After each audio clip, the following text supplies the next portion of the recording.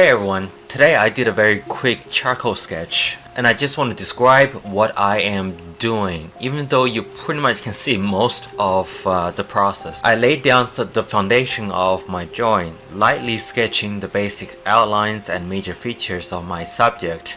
It's important not to go too dark too soon. Think of the early stage as setting the background and some proportion foundations for the layers to come. Once the sketch is in place, I move on to blocking in the shadows and specifically the lines that dictates where the key proportions and the key elements on the face is gonna go. Using the side of my charcoal, I apply a gentle pressure to establish those values. At this point, I'm not concerned with details. I am looking to create kind of like a map of the lightest lights and the darkest darks, which will guide the rest of my drawing. Once the main proportion is correct, I increase the pressure quite a bit to to really establish the features. At this point, I can no longer change their position too much anymore. Since for this drawing, I'm using compressed charcoal, which is, hard charcoal that really has the charcoal particles and grains stuck deep within the paper. But the nice thing about drawing someone in this case that doesn't have to look like a particular person is that you have a lot more leeway if you don't have the proportion down absolutely correct, because there's no absolutely correct or wrong proportion, so to speak, as long as it looks like a human being, right? So the precision doesn't have to be exact, so it is more relaxing. Next, we build up the midtones. This is where the drawings start to come to life a little bit. With a lighter touch, I walk over the entire surface, smoothing out the transition between the light and dark areas. It is like a dance between adding and subtracting. Soon, I am using my eraser and especially my blending stump as much as my charcoal.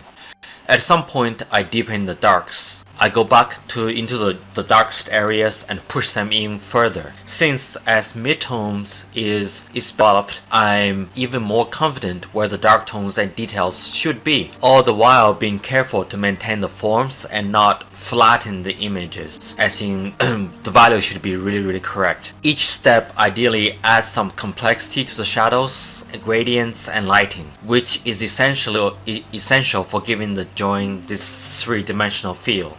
Now, creating detail is usually where the patience really pays off, but given how fast this particular method of drawing is, that's rarely a problem for me. When drawing women and children, I usually almost always try to make the texture smooth.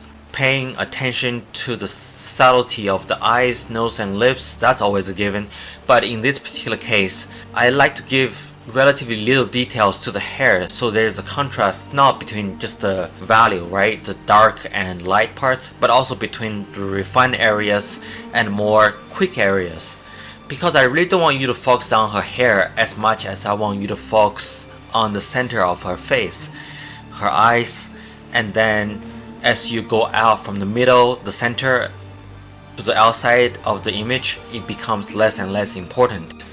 Finally, we come to the finished touches. Here I used my hard rubber eraser to refine highlights, adding a few last minute details and cleaning up any smudges. It is also where I step back, evaluate the drawing as a whole, and make any necessary adjustments to ensure that everything is fairly balanced and seems harmonious. But honestly, as you can see, this is done on my practice sketching booklet. I basically didn't intend to do a drawing for YouTube. It just so happens this one seems maybe okay enough for me to make a video out of. And there we have it, a charcoal drawing built up through a couple of simple processes, each one contributing to the final piece. This approach is fairly simple, straightforward, and very time efficient, and allows for an interesting realism, but also has this weird contrast between realism that's in the center and parts that is not very realistic, as you go away from the center of where I want you to focus on. So yeah, thank you for watching, and I hope you enjoyed this insight into, well, very simplistic insight into my process.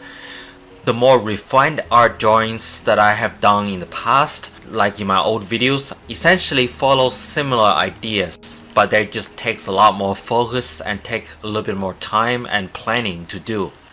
Any questions, leave them in the comments, and I'll talk to you guys next time.